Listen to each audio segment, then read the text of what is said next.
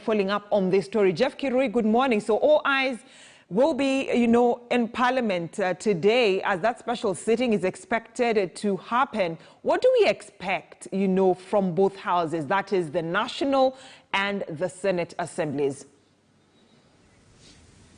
Well, a very good morning, Brenda. Indeed, this is a special sitting which was occasioned by several other factors, among them the Division of Revenue Bill, which is expected and has timelines which has to be passed. Remember, that bill went through the Senate and it had some amendments, and then it came back to the National Assembly, which is expected to be debated today, and the National Assembly dispenses with it before the 30th of April this year. So those are some of the issues that occasioned that special sitting to be gazetted, which was gazetted on Monday by the Speaker of the National Assembly, Ken Lusaka. But right now, the chairman of ODM and the minority leader in the National Assembly, John Badi, who is also a member of the House Business Committee, is going actually to give us exactly what to expect today.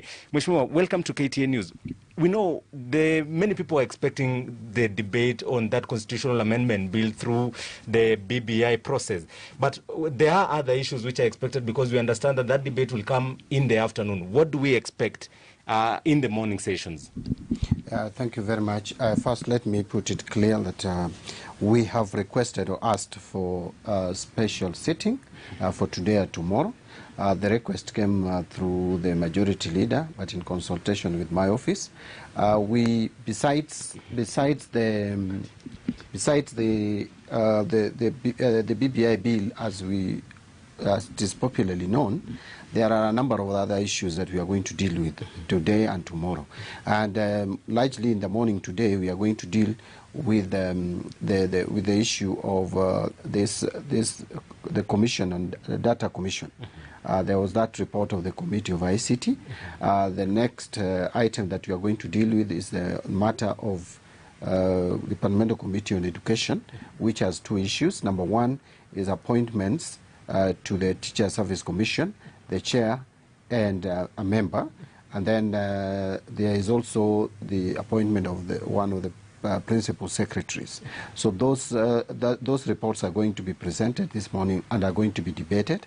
Then immediately after that, we will deal with the Division of Revenue Bill, which has come from the Senate with some proposed minor amendments.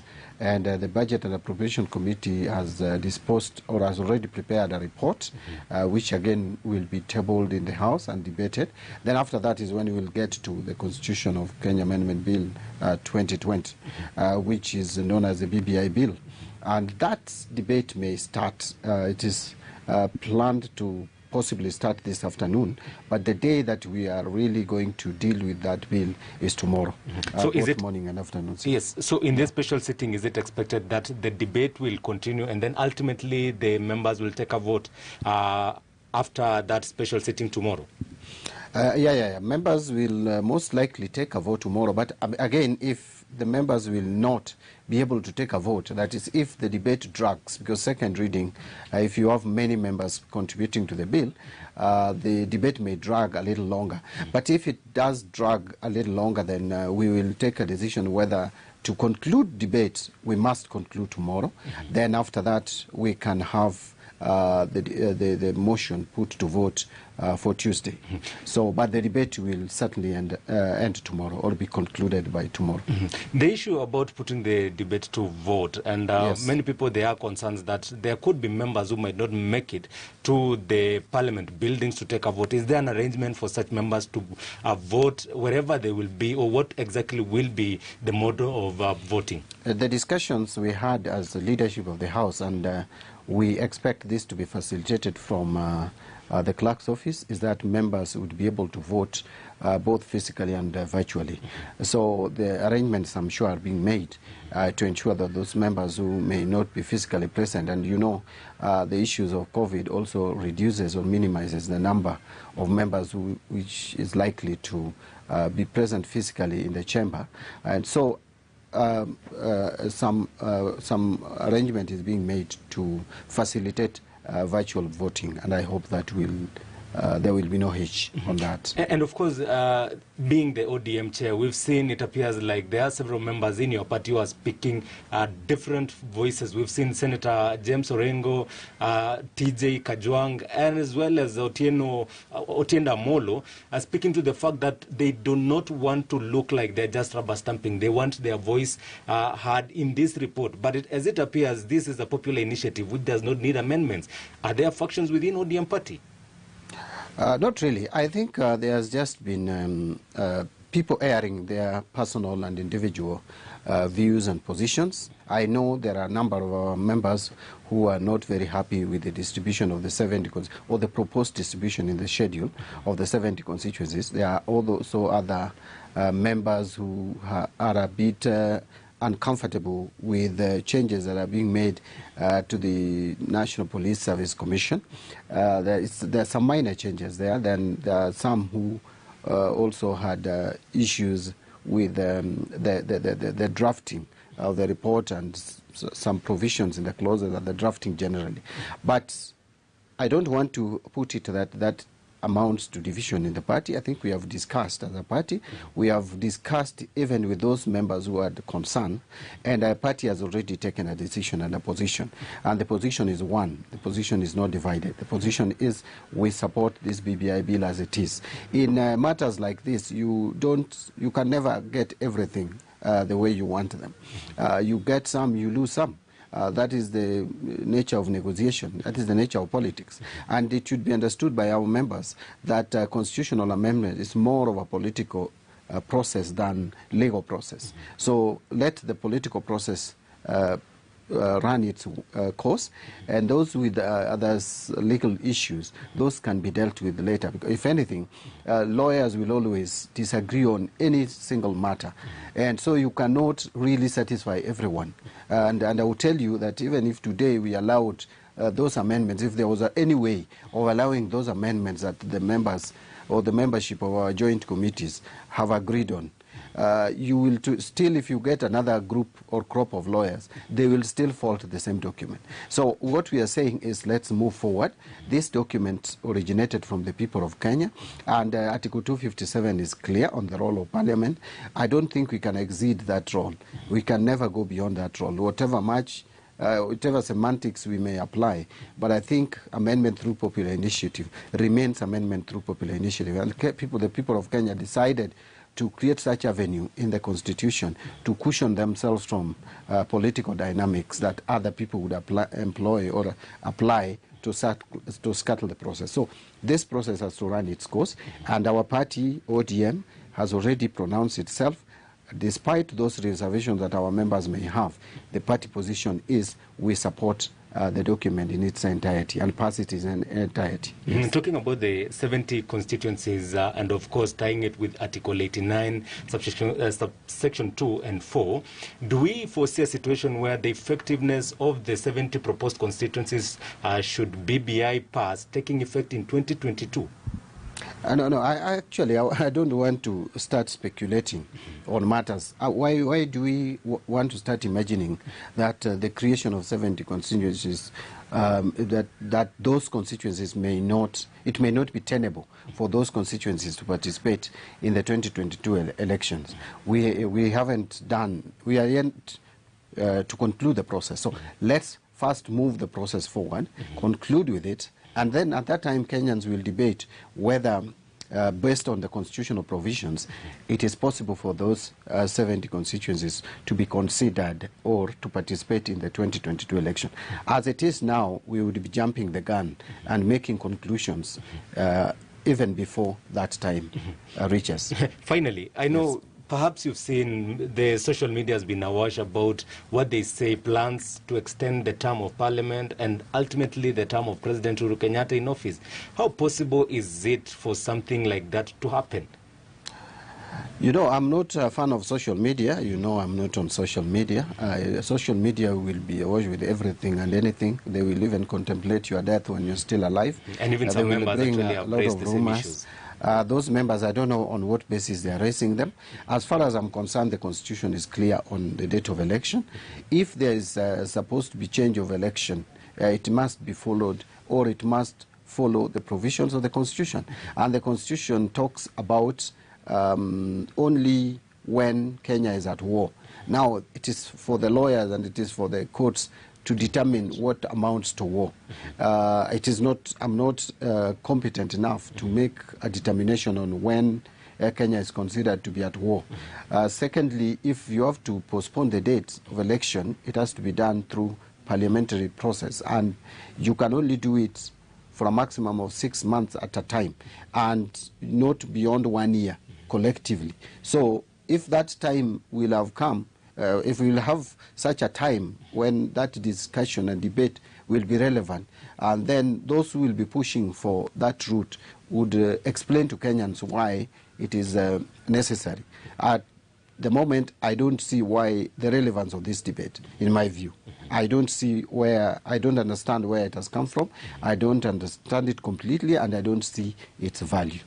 Yes. Well, there you have it. That is the minority leader in the National Assembly, John Mbadi, who was also the chairman of ODM party, giving us just a sneak peek of what to expect exactly in this special sitting, which was called on Monday, gazetted on Monday, and it will be happening today in the morning and in the afternoon, and as well as tomorrow. And it's expected that that vote will be taken latest Tuesday next week when Parliament resumes its sittings. But as it stands now, what will be dealt with and dispensed with this morning is that division of revenue bill, which came from Senate with amendments, and of course members of Parliament, National Assembly will be debating that and dispense with it, putting in mind that it has timelines that stipulates that that should be dispensed with before the end of the month of April. Brenda. Jeff Kirui, just before I let you go, I believe you still have Honorable Mbadi besides you, if I'm not wrong. Kindly, I'd just like to get his response on how Parliament is intending to fund the BBI, the referendum. Should Kenyans go for a referendum in July? Because that's the month they think we should be going for a referendum.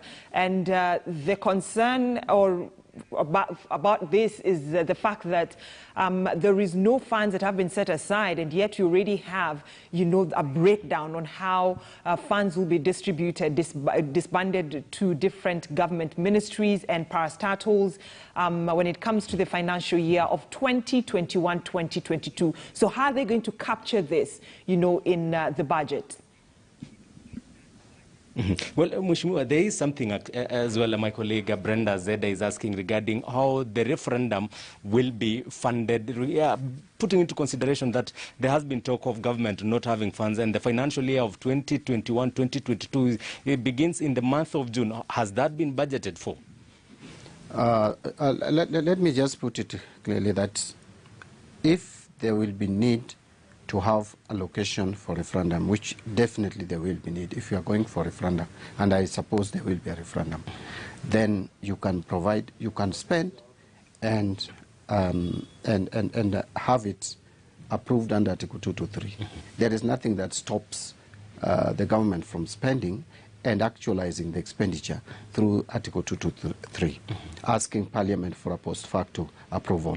But again, if the referendum will be in the next financial year, then what stops us from putting that in the estimates? Nothing.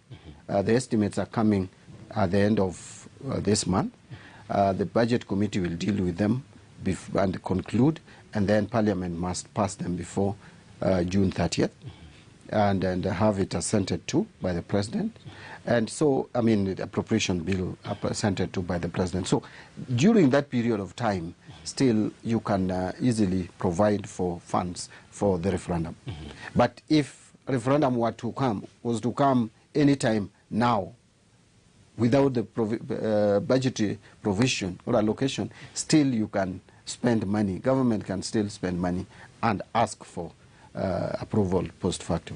So how soon can this referendum come from where you are seated as one of the key proponents of the Building Bridges initiative through the ODM party? For me, I think this question I've answered it before, but I want to repeat that the challenge that BBI process is facing now has more to do with the judiciary. If the judicial process could be concluded quickly and fast enough to allow for Kenyans to go to referendum, then the referendum can be concluded as fast as possible, because what is remaining now is for Parliament to pass it, which I think we will do in the next 2 weeks, have it to be forwarded to the President, and then the President would then send it to IEBC to organize for a referendum. That process, to me, cannot take long. That is a process that can last about 2 months, and we are done with the referendum, and the bill is passed.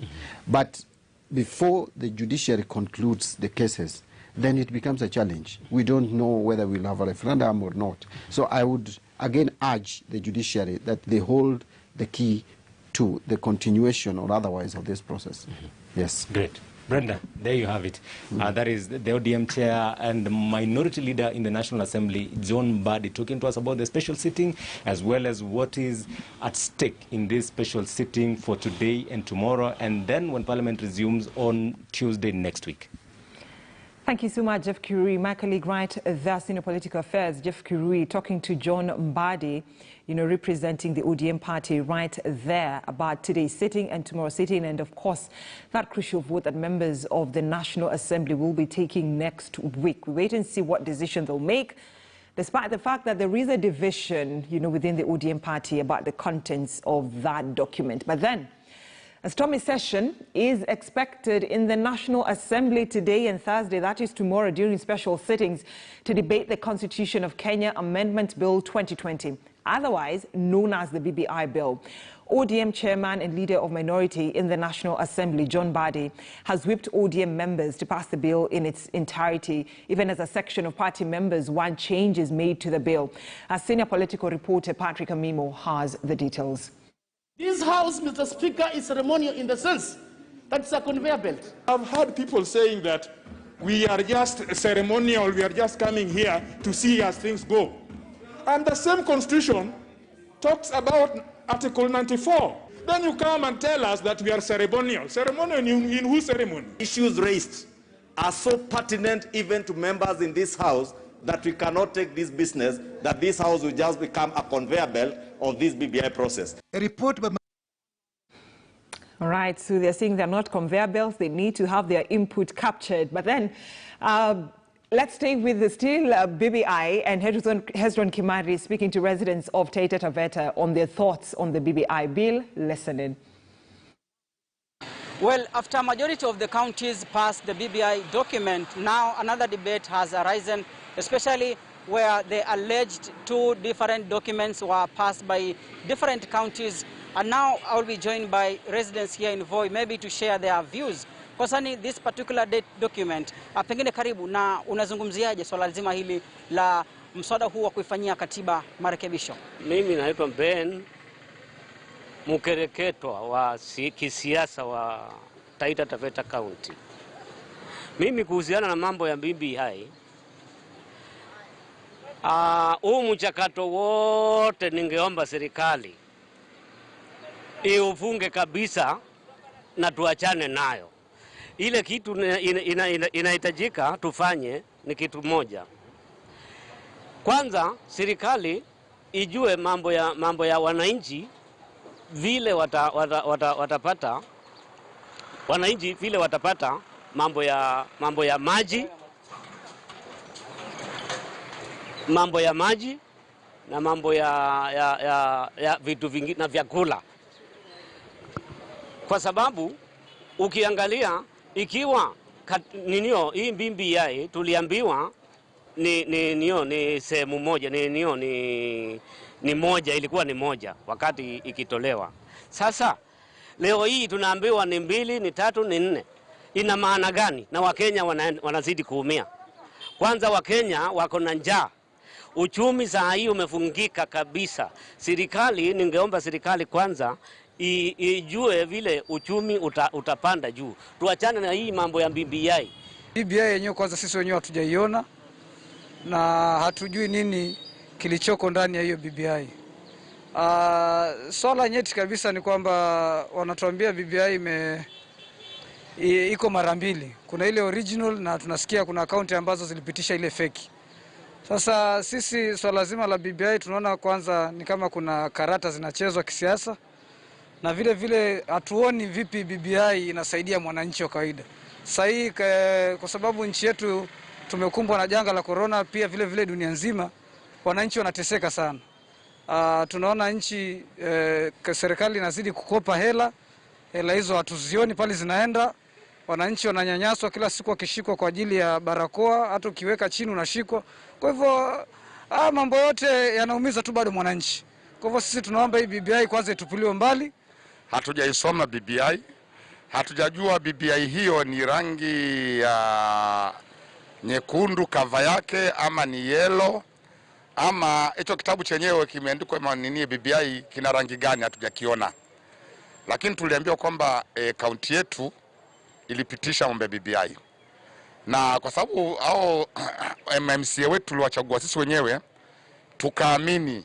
Lakini sasa tunashangaa ya kwamba imepatikana tena ina vitu vingine ambavyo si vya sawa. Ningeomba ni vizuri wabunge wetu wote wakae pamoja, waelewane, watuletee kitu kizuri. Kama kweli wameona kuna dosari, kwa nini wakubali kupitisha kitu chenye dosari? Maana sisi hatujakiona na hatuelewi. Wao ndio wanaelewa. Na kama wameona kuna dosari, tafadhali ni heri wakae chini, waelewane, waangalie, wasituletee kitu ambacho kitakuja kutudhuru baadaye.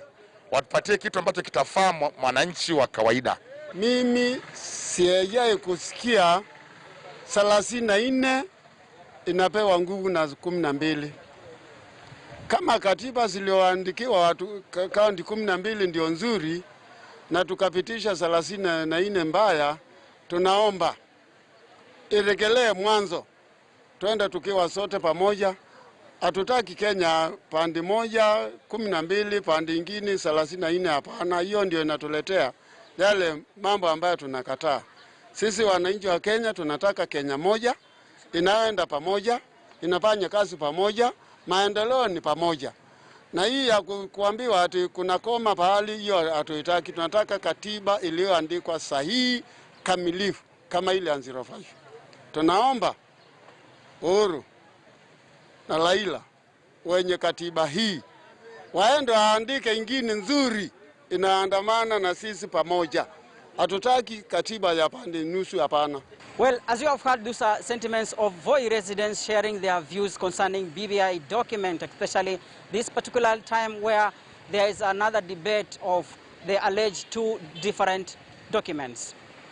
Reporting for KTN News from Voi, I'm Hezron Kimari. Of Hezron Kimari about matters BBI, and I'd like us to come back to the Ruby County crossover live to Parliament, where that session has started. The morning session has started, but first the Speaker is actually trying to lay down, the order of the day, telling members of Parliament what they need to expect, the business that they'll be transacting before that crucial, debate on the BBI bill. So I'd like us to cross over Parliament and listen in live. Peace. Thank you.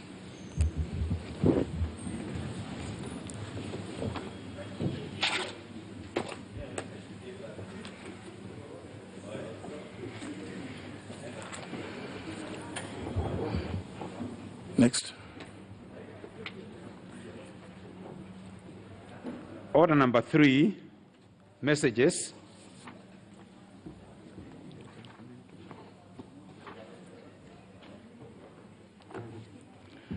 Members making your way, please. Can you take your seats?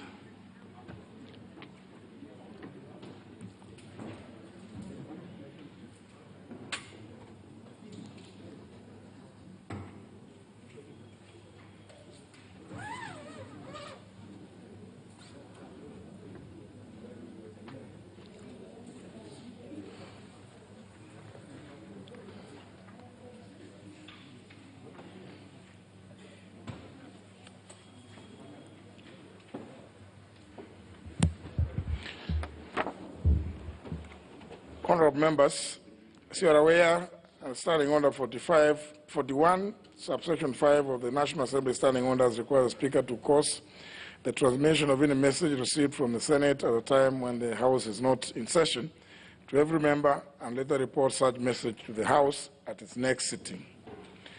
In this regard, Right, so that is the Speaker of the National Assembly, Justin Muturi, just trying to make it clear for members of the National Assembly about some of the business that they need to transact today. But also later on, we shall be giving you the live coverage of what is happening at the Senate, because the Senate Assembly is also having that special sitting today and tomorrow.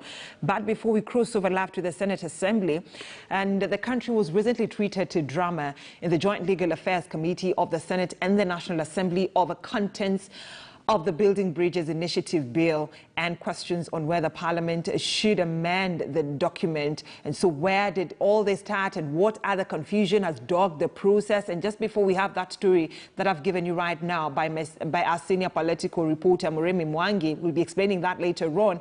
I'd like us to go back to what I'd promised you earlier on. We go back to Parliament, specifically the Senate Assembly, where they're also having that special sitting this morning. And a member of Senate is actually giving his contribution on that crucial meeting that they're having today, that special meeting, what they need to transact, the business that they need to transact. So cross over live too. We're actually live in Senate, so let's listen in. I give the direction, Senator George Khaniri.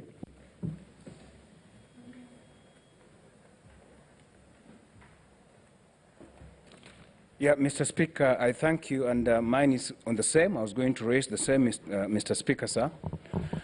Mr. Speaker, this is a very, very important bill that we are going to be discussing, and our debate will be majorly also informed by the report of the Joint Committee. The Joint Committee has tabled the report just now, and for me, I have just had the first look at the report now. You do not expect me, Mr. Speaker, to make meaningful contribution, having looked at the report just now. So I want to propose further to the point raised by Senator Cheriot, that maybe we break for an hour for members to have a look at the report, then we can resume and go ahead with the debate. Senator Linturi.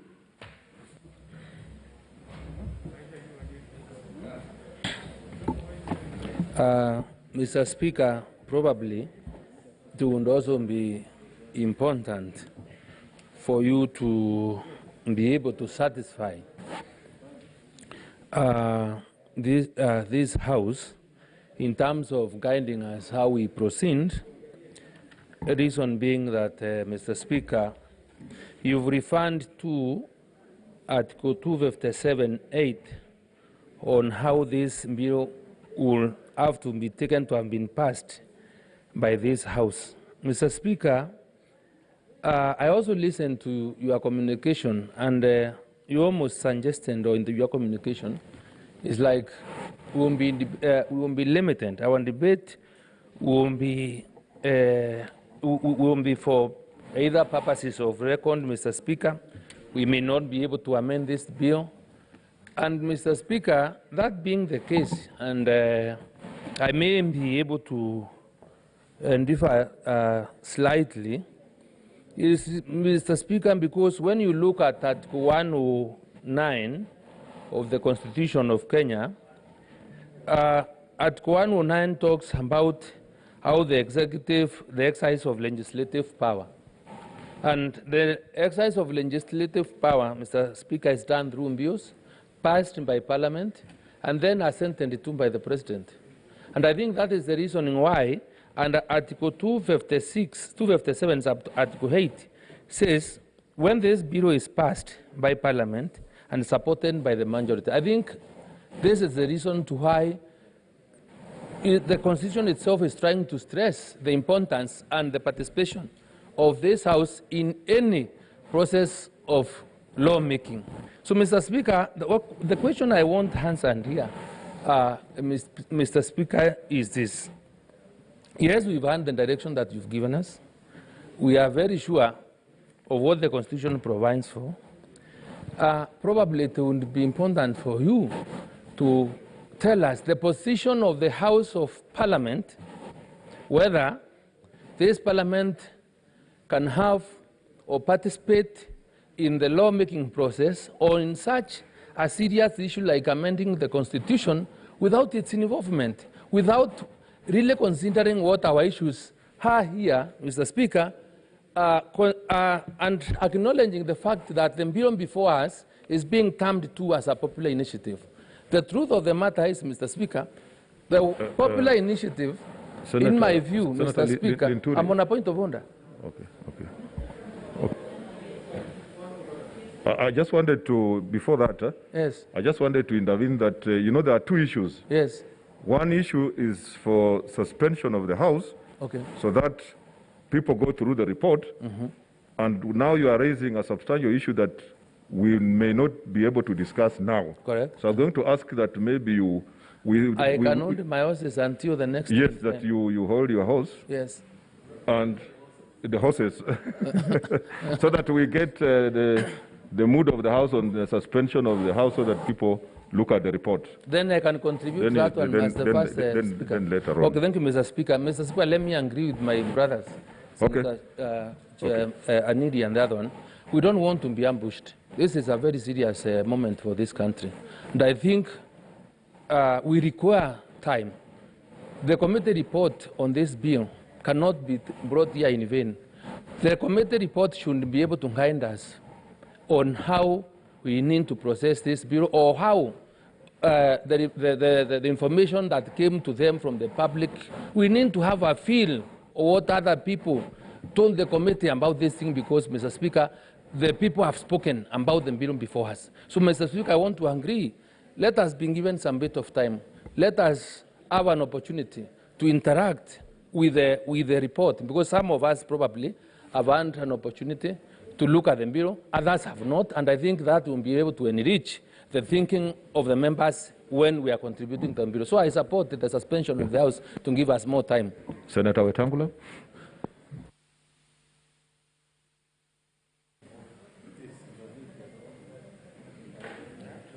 Mr. Speaker, I want to join the distinguished senator for Vihiga and Meru on what they have said, and of course my distinguished colleague from Kericho. Mr. Speaker, I walked in with the chair of the committee, the senator from Nyamira, and he was carrying a document this big. In fact, he was suffering under the weight of the document. And that is the document that is going to guide us in this debate. Mr. Speaker, we must appreciate that our primary role of legislation apart, legislation touching on the Constitution is the most important role that a House can play. And we want to do the right thing.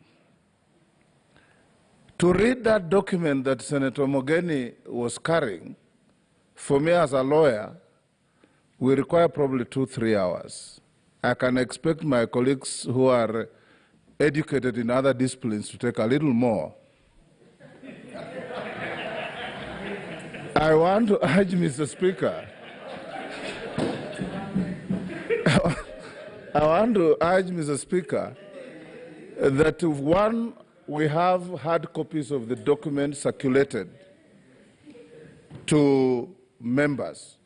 For the reason, Mr. Speaker, that if you look at the documents even Senator Mutula is holding, they're heavily underlined with highlighters, with all manner of documents.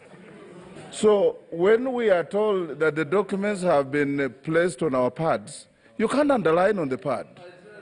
You need to highlight what you want to use to strengthen your argument in debate. So I want to suggest that hard copies be circulated to all members immediately. Then we request, Mr. Speaker, that you give us at least this morning to read through this report and to come and start the debate. Number 3, Mr. Speaker, I want to agree with a statement that Senator Orengo made on this floor. It cannot have been the wisdom and intention of the framers of this Constitution that we intended to make Parliament either a conveyor belt or a rubber stamp. It can't be, Mr. Speaker.